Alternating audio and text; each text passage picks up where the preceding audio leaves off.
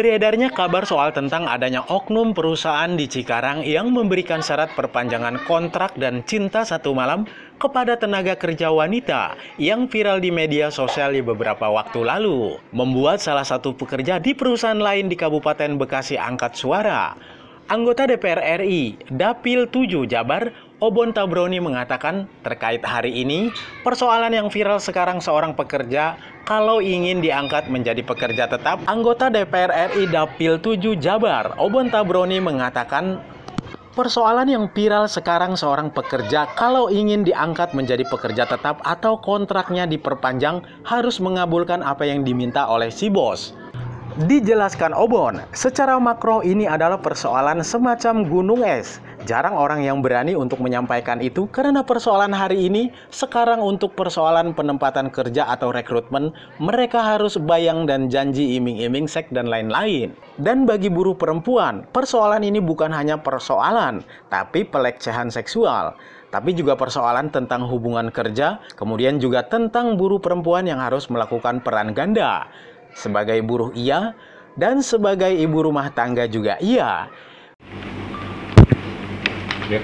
Ya, terkait hari ini persoalan yang viral sekarang, seorang pekerja kalau ingin diangkat menjadi pekerja tetap atau kontrak diperpanjang harus mengabulkan apa yang diminta oleh si bos.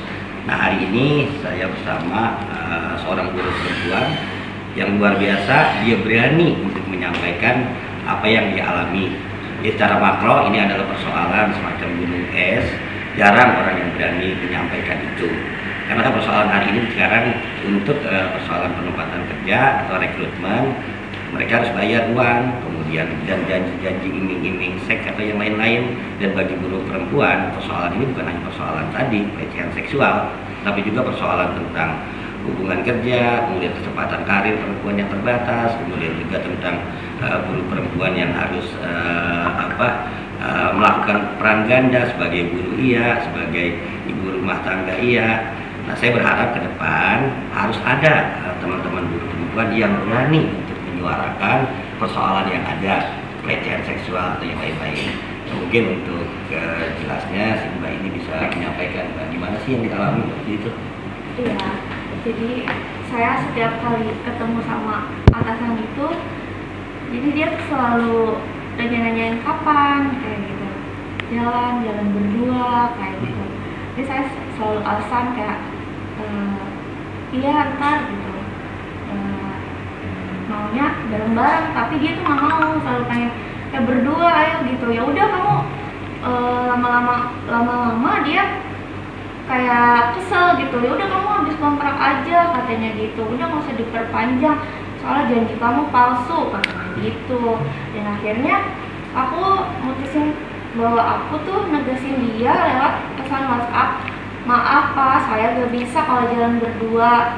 Nah di situ dia langsung marah, saya juga diblokir, padahal saya juga masih kerja di situ. Dan akhirnya saya berani untuk melaporkan kepada Pak Obon. Mbak, ada komunikasi sama si atasan itu udah berapa lama, Mbak? Oh, dari semenjak aku kerja di situ udah nggak deketin lah atasan itu. Mbak, pas ngajak jalan itu apa yang diiming-imingin? Iming-imingnya itu ya kalau mau diperpanjang harus mau gitu, harus mau diajak jalan gitu. Kalau misalkan nggak mau diajak jalan ya udah habis kontrak aja, seperti itu. Maksud dari arti kata diajak jalan itu dia melakukan hubungan dugaan seksual atau gimana tuh? Aku sih nggak terlalu nanya ke situ ya, tapi dia cuman ya diiming-imingnya jalan makan berdua gitu, makan berdua jalan-jalan gitu nggak. Tapi pas diajakin ya udah sama temen gitu, sama temennya bareng-bareng, dia nggak mau, dia pengen tetap berdua gitu. Berdua staycation? Ya mungkin seperti itu. Mbak, setelah viral ini ada nggak ancaman dari si pihak yang dimaksud? Ancaman kayak intervensi gitu. Gua apain lu gini itu nggak? Ada nggak? Enggak sih. Ya. Dia menyebutkan lokasinya itu di mana katanya untuk ketemunya? Iya. Ngajak jalan di lokasi mana gitu, pernah disebutin nggak? Kayak dia tuh ya udah kamu maunya di mana? Maunya di Karawang, ayo, di sini juga ayo gitu. Tapi aku nggak pernah bilang ayo enggak gitu. Aku juga karena di sisi lain aku juga masih butuh, terus aku lama-lama kan jadi batin tuh ya, jadi tertekan gitu pada situ. Ya udah aku jadinya lama-lama udah gitu. Jadi lama-lama aku bilang maaf aku nggak bisa gitu Pak. Kalau kerja di sana udah berapa lama, Mbak? Udah hampir 6 bulan sih Pak. Jadi selama 6 bulan itu setiap perpanjangan ayo makan-makan gitu. Dia selalu nagih. Lama-lama kan aku juga jadi risih gitu. Tapi selain Mbak, ada nggak yang Ada Mbak lagi tahu mana korban? Iya, aku pun cerita sama teman-teman yang lain di sana. Katanya, itu mah atasan itu mah udah biasa katanya gitu Pak. Jadi nggak aneh. Terus kataku orangnya mana? Itu udah habis kontrak. Ya udah habis kontrak karena dia nggak mau diajakin jalan gitu. Nah, tapi untuk atasan ini bisa ditegaskan Mbak, ini sebagai apa Mbak Posisinya di apa? perusahaan ini? Ya manajer. Manajer. Saat ini perasaannya gimana mental Mbak? Ya takut terus tertekan gitu. Pengen nggak sih rasanya pengen melapor gitu? Ada niat nggak? Ada Mbak? niat nggak untuk Ada sih. Karena ini udah termasuk kelebihan? iya pelecehan juga, jatuhin harga diri cewek kan nggak baik kayak gitu. Mbak, teman-teman lain yang diperlakukan kayak Mbak itu seberapa banyak Mbak? Sama ya pokoknya dia katanya nyarinya yang cakep-cakep. Dia yang cakep-cakep udah pasti jadi bicara.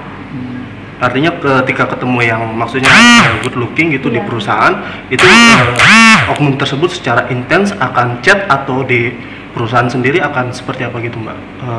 Atau merayu-rayu atau goda-goda ajakan Ya, seperti udah apa? pasti di chat pribadi terus dirayu-rayu diajak jalan mau gimana gitu. Itu kontraknya udah berapa bulan Mbak? Berapa bulan? 3 bulan 6 bulan. Mbak, selain dari adanya komunikasi di pesan singkat, kelakuan dia di lapangan gimana di kerjaan? Ya gitu sih. Yang Ya. secara langsungnya gitu Mbak. Artinya di dalam perusahaan sendiri apakah dia bersikap profesional atau memang melakukan hal yang sama di dalam chat tersebut atau seperti apa? Ya karena kalau ketemu dia tuh di tempat kerja banyak karyawan lain yang lagi pada kerja, jadi rame, nggak pernah ketemu dia di pas sepi gitu. Jadi dia nggak berani kayak macem-macem kayak mau nyentuh gitu, enggak, karena dia juga kayaknya posisi juga banyak orang. Main mata gitu Mbak? Iya, tapi kadang pernah tuh kan kalau di pet itu kan ada area khusus jalan kaki. Nah pernah papasan tuh, kesenggol tangan, dia kayak sengaja gitu, padahal dia bilang ya udah maaf nggak sengaja katanya gitu, modus-modusnya kayak gitu. Mbak, yang memberanikan diri Mbak buka suara apa sih Mbak? Dan akhirnya bisa ketemu Bang Obon? Iya. Ya biar ada efek jerahnya aja gitu Pak, jadi biar kedepannya nggak ada lagi yang kayak gitu, korban yang mau gitu diajak kayak gitu harus berani nolak. Jangan mau ini diperpanjang lah, habis kontrak gitu, pokoknya jangan mau. Mayoritas di perusahaan itu pekerjaannya itu wanita atau laki-laki atau gimana? Wanita. Wanita. Ya. Berarti udah menjadi rahasia umum di lingkungan pabrik itu Mbak? Iya. Ya, Kayak Bang. gitu. Iya, coba Mbak. Oh ya, ini ada salah satu bukti.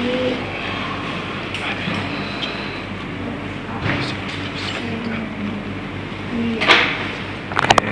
Tiba-tiba dia telepon. Mbak agak ke bawah HP-nya biar muka Mbak nggak masuk. Itu dia foto hotel. Iya. Tapi ada beberapa miss call. Iya. Dia takut nggak angkat. Iya. Itu foto hotel atau gimana Mbak? Iya. Ini. Tiba-tiba dari hotel. Ya saya mau ngomong sebentar ya. Bentar Bang. Oke, ke Bang Obon. Bang bisa dijelaskan kronologi datangnya Mbak ini ke Abang gimana Ya, Bang? sebagai aduan Ya, dari Bang semalam saya dapat informasi bahwa ada seorang guru perempuan yang resah.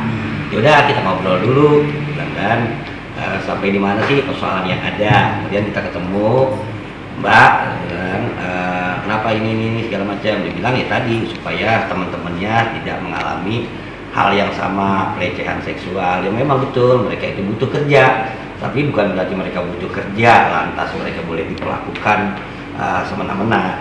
Ya kedepannya kita coba akan diskusi dengan instansi terkait, apakah ini masuk dalam unsur pidana atau tidak.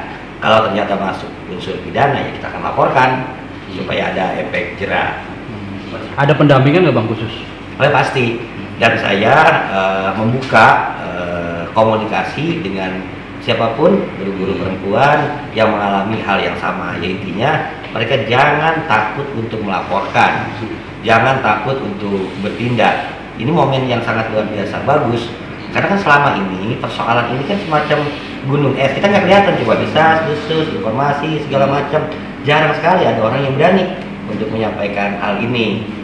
Bang, nantinya pendampingan seperti apa Bang? Ya kalau misalnya nanti ke kepolisian atau misalnya harus ke lembaga-lembaga lain, kita akan terus dampingi supaya juga, dan kita akan lindungi juga identitasnya, kemudian segala macam. Bang, dari kacamata Abang sebagai anggota dewan nih, melihat kasus ini seperti apa? Ya tadi yang pertama bahwa perlindungan pekerja perempuan itu memang lemah. Perlindungan dari sisi karir mereka kadang-kadang terabaikan, kemudian dari sisi upah kadang-kadang mereka juga terabaikan. Kemudian mereka kan berperan ganda sebagai pekerja juga, sebagai ibu rumah tangga juga. Terus yang paling penting juga perlindungan dari tindakan pelecehan seksual, dan harus dilakukan ke depan adalah yang pertama kan sosialisasi terhadap perusahaan-perusahaan yang ada tentang hak-hak buruh pekerja perempuan, kemudian buka komunikasi, ada persoalan untuk melaporkan. Yang ketiga, kalau memang kedapatan seorang atasan melakukan hal-hal seperti itu, jangan sampai nama perusahaan jelek, pecat aja. Kalau toh hal sampai tindakan yang lebih merugikan lagi, proses hukum jalan. Karena kalau kasus ini muncul, yang terkena adalah perusahaan sebagai konkuren. Perusahaannya nggak tahu apa-apa, akhirnya terbawa jeleknya. Ada kanan ke petugas nggak Bang? Ya buat petugas, ya dalam hal ini terkait dengan ketenaga kerjaan kan dinas tenaga kerja, kemudian pidana terkait juga dengan kepolisian. Ya harapan saya mereka bekerja proaktif, kemudian cari, kemudian buka semacam posko, bukan hanya perlindungan terhadap seksual tapi yang lain-lain. Kemudian juga yang ketiga, ketika ada kasus selusuri, kemudian ada bukti segala macam, tindak lanjuti sampai dengan keputusan hukumnya bagaimana. Bang, artinya ketika ada dulu Bang. Iya. Nah, melihat dari hubungan industrial ini gimana Bang? Iya. Di para pekerja ini Bang, untuk para pekerja. Iya. Jadi hubungan industrial ya hari ini kan persoalan yang muncul adalah persoalan tentang hubungan kerja, outsourcing, kemudian kontrak dan yang lain-lain. Kemudian juga persoalan upah, persoalan K3 yang kemarin juga saya angkat, kerja yang tangannya sampai buntung, kemudian perusahaan tidak mau bertanggung jawab. Sebagus apapun aturan hukum, dia tidak akan berjalan efektif kalau penegak hukumnya itu tidak bekerja secara maksimal. Itu kuncinya di sana. Aturan ada, tapi kalau tidak diawasi, dia tidak akan berjalan secara bagus. Nah, aturan ada, awasi, begitu terjadi pelanggaran, tindak lanjuti. Jangan cuma ditemukan pelanggaran kemudian dia tindak lanjuti. Apakah misalnya mekanismenya kan ada dalam aturan hukum. Itu yang hari ini saya lihat salah satu kelemahannya adalah penindakan terhadap pelanggaran. Ini kan salah satu persoalan kan, ada persoalan yang lain, persoalan yang lain-lain. Mulainya dari situ, tegasan. Berarti artinya dari beberapa persoalan yang abang angkat, abang hari ini masih konsisten dan komitmen dan sebagai aktivis buruh, Bang. Itu juga malah hilang. Kalau naluri itu malah hilang loh. Wah, ini kan di Undang-Undang Tenaga Kerja sendiri diatur nih tentang asusila ini. Iya. Ada nggak penekanan setelah pengakuan ini ke perusahaan itu untuk sanksi kepada oknum tersebut? Ya, kalau yang memberikan sanksi kan bukan dalam kapasitas saya nggak bisa memberikan sanksi. Ada institusi lain, yaitu pemerintah, dalam hal ini kan pengawas. Nah, setelah kasus ini ada, harapan saya pengawas bekerja, datang ke perusahaan, lihat fakta, cari segala macam, ada informasi segala macam. Ya setelah itu jangan di-PTS kan, kemudian lanjut pada dari Kabupaten Bekasi untuk tim Tri Berita mengabarkan.